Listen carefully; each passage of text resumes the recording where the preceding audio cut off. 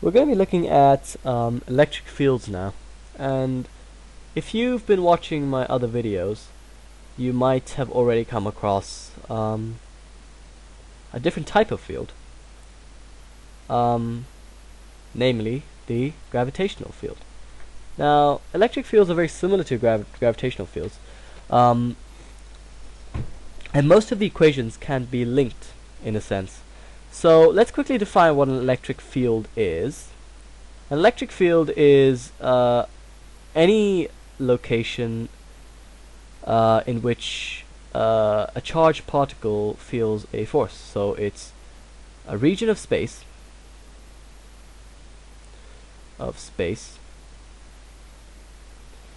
in which a charged particle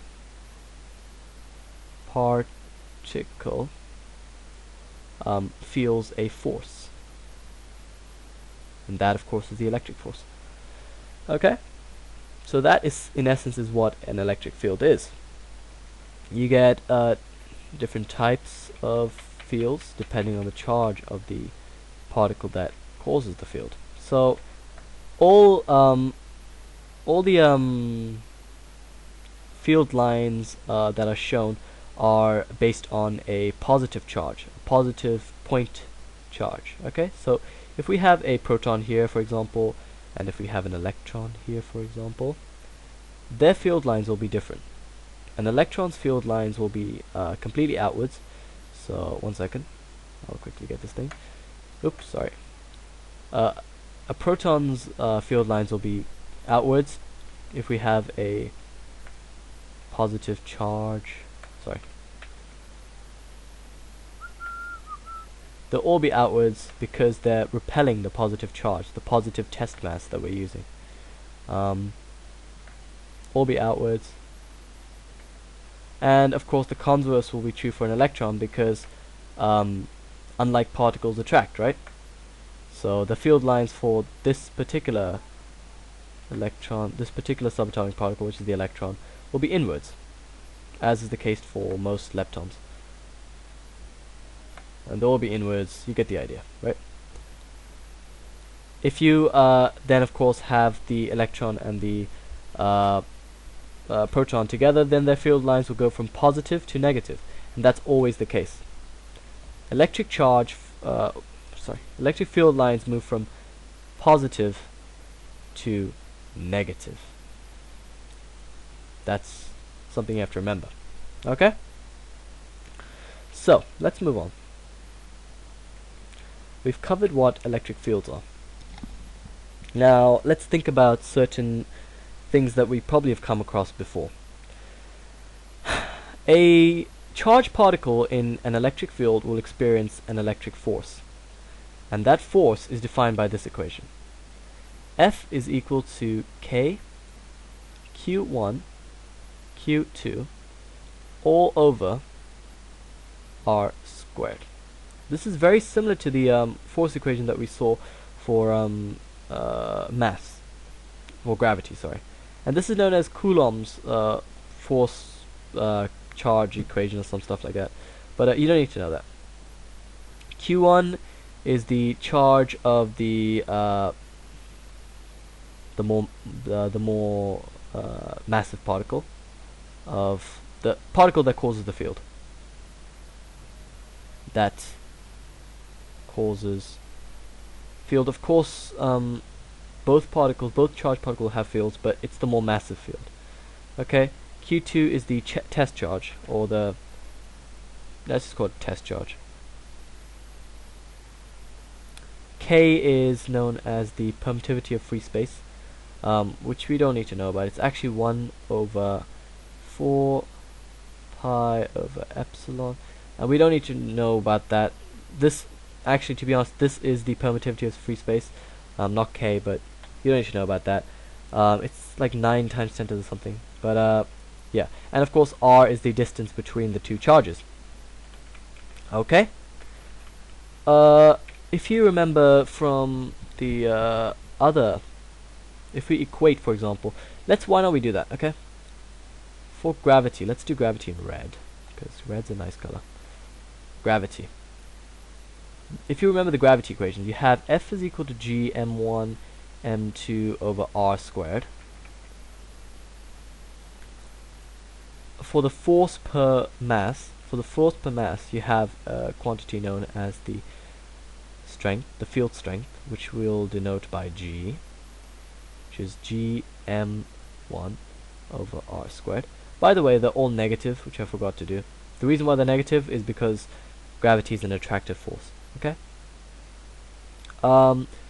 You also have energy, force times distance, which will then be the energy, of course, GPE, gravitational potential energy.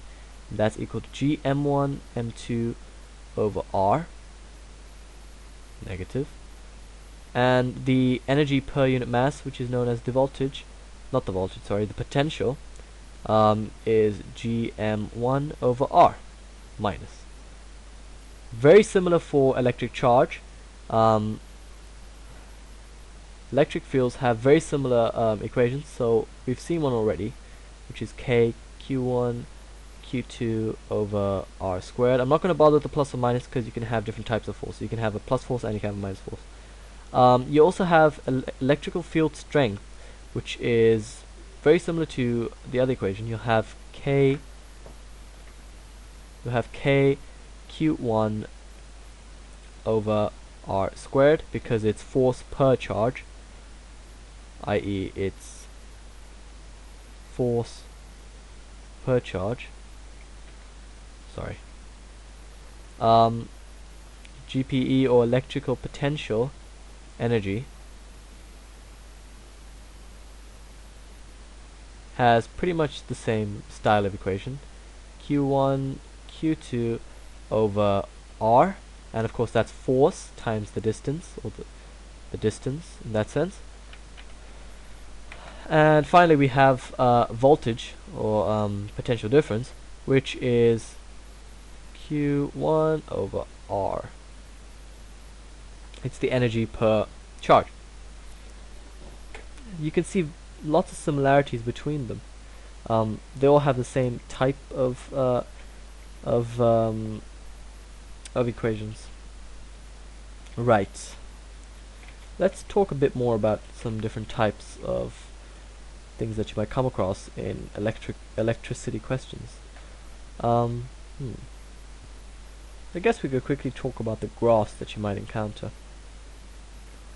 Oopsie. Reduce the brush size. So, let's draw a quick graph. Okay. So, let's say we have the graph for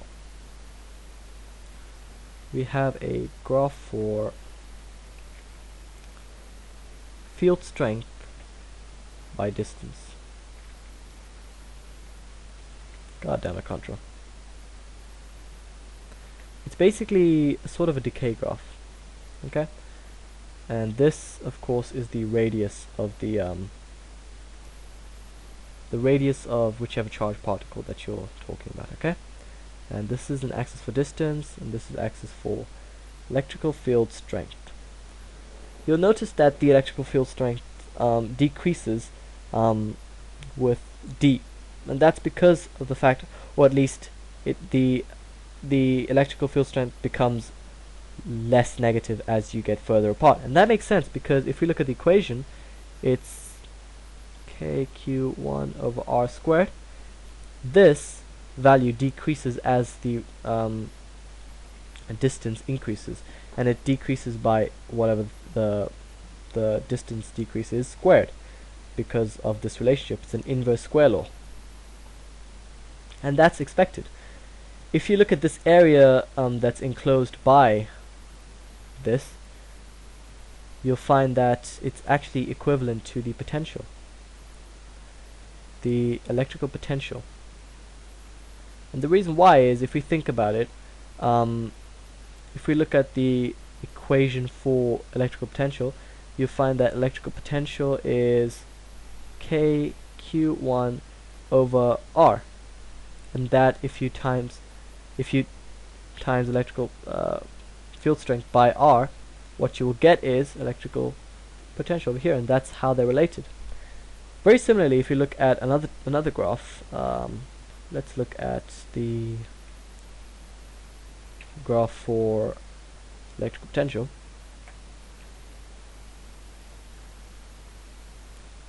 Electrical potential follows pretty much a similar graph style. So you'll have that decay style graph, decays like this. But what's different for this, if we have E potential here and distance over here, the slope, in fact, is of importance in this case, and the potential gradient, or i.e. the slope, is equivalent to the electrical field strength at that point. And of course, the electrical field strength decreases as distance increases, or the rate of change of potential decreases. One second, I'm just going to get some water to drink and I'll be back. Alright, I'm back. What were we doing? I totally forgot. There was this fly in my room that kind of was annoying me, so I had to swat it really quickly. So I'm back and I'm refreshed. So I think we are pretty much done here. What were we talking about? Oh, of course, yeah, this is the electrical field strength. Cool. Field strength. And the reason why is, of course, if you look at the equation, you'll have E is equal to whatever, what's K Q1 over R. If you divide it by R, you end up with the equation for thing, which is that over R squared, etc., etc. Okay? And that's what electrical field strength is. And to be honest, that's pretty much all you really need to know for electricity and electric field strengths in the A2 specification. What else is there? Electrical potential. The graph for electrical potential energy is pretty much the same as any other graph. What else is there? Yeah, that's pretty much it, people. That's all you need to know for the electrical field side. Very similar to gravity, and it's also kind of similar to magnetic fields as well, which we'll come across in the next video. I'll catch you later. Bye bye.